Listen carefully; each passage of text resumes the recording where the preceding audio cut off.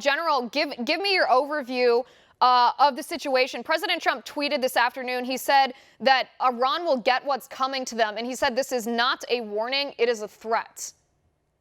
Well, the president's first duty is to protect American lives and property here at home and abroad, and he's acting appropriately in doing so. So that's the first thing I would say. The second thing is your analysis is right on, Liz, in that this is a Hezbollah Iran standard play. We saw it when we moved the U.S. embassy in Tel Aviv to Jerusalem.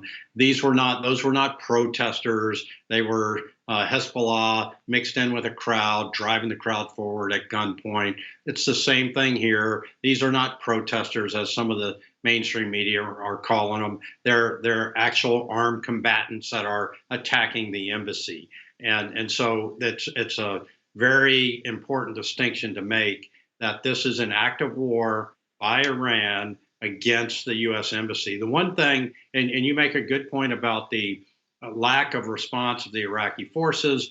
While it's disappointing, it doesn't surprise me. They're always 51 to 49% trying to figure out which side to be on. They live there amongst the Shia militias that have crept up from the Basra area up to Baghdad.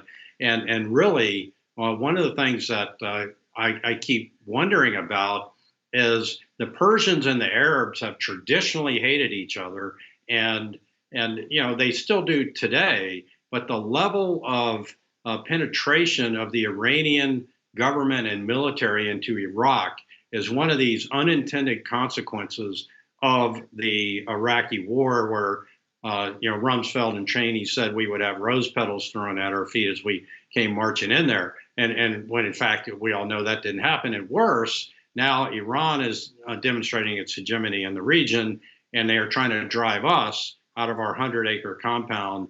They're really sort of the sole remaining place that we've got in Iraq. And we are at war with Iran right now, like it or not. So that's why when you have people like Kerry and some of the former Obama administration officials that are out there double dealing with Iran, they're actually committing, in my mind, acts of treason to undermine this president's foreign policy.